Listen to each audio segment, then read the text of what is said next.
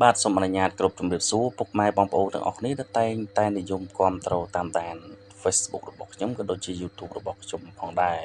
ថ្ងៃនេះខ្ញុំបាននាំយកឡានប្រភេទ Highlander មួយគ្រឿងទៀតហើយយកមកបង្ហាញបងប្អូនឡាន Highlander នេះដែរគឺជាប្រភេទឡានពណ៌ទឹកប្រាក់ដែលផលិតនៅឆ្នាំ04ជាប្រភេទឡាន V6 ពង1បើសិនជាបងប្អូនឆ្លាញ់នៅឡានប្រភេទ Highlander នេះបងប្អូនអាចធ្វើការសិក្សាបង់រំលោះឬមួយបងប្អូនអាចទិញដាច់បានសម្រាប់បងប្អូនដែលមានបំណងចង់បង់រំលោះបងប្អូនមាន2លក្ខខណ្ឌសម្រាប់បងប្អូនជ្រើសរើសលក្ខខណ្ឌទី1បងប្អូនអាចសិក្សាបង់រំលោះជាមួយនឹងធនាគារចំពោះលក្ខខណ្ឌទី2បងប្អូនអាចសិក្សាបង់រំលោះជាមួយនឹងឃ្លាំងបានផងដែរសម្រាប់ហាងយើងខ្ញុំគឺមានការបង់រំលោះដោយមិនគិតសិក្សាមុខរបរដែលបងប្អូនធ្វើការឬរកស៊ីនោះទេមិនថាបងប្អូនធ្វើការងាររោងចក្រ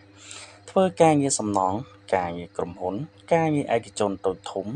ឬមន្ត្រីរាជការបងប្អូនអាចធ្វើការសិក្សាបង់រំលោះបានដូចគ្នា25រាជធានីខេត្តក្រុងសម្រាប់ឡានមួយប្រភេទនេះដែរបងប្អូនគ្រាន់តែធ្វើការមកដល់ទីតាំងឃ្លាំងរបស់ខ្ញុំឬបងប្អូនអាចឆាតមកខ្ញុំផ្ទាល់បានឬអាចតាក់ទងតាម Telegram របស់ខ្ញុំបានតាមរយៈលេខទូរស័ព្ទ087 63ដើមនិង924សម្រាប់បងប្អូនដែលមានមុខរបររកស៊ីមិនថាមុខរបរតូចធំបងប្អូនអាចធ្វើការសិក្សាបោះរំលោះបានដូចគ្នាចំពោះឯកសារយើងមានតែអត្តសញ្ញាណប័ណ្ណនិងសៀវភៅគ្រួសារថតចម្លងតែប៉ុណ្ណោះឃ្លាំងយើងខ្ញុំ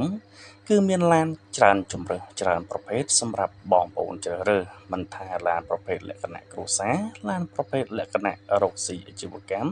គឺយើងមានឡានច្រើនសម្រាប់បងប្អូនទស្សនាបើសិនជាបងប្អូនពេញចិត្តនៅឡានមួយប្រភេទនេះកុំភ្លេចធ្វើការតាក់ទងមកខ្ញុំឥឡូវនេះផ្ទាល់ក៏ដូចជាធ្វើការតាក់ទងតាម Telegram របស់ខ្ញុំបាននៅពេលនេះសូមអរគុណសូមជម្រាបលាជួបគ្នានៅវីដេអូខាងក្រោយជាបន្តទៀត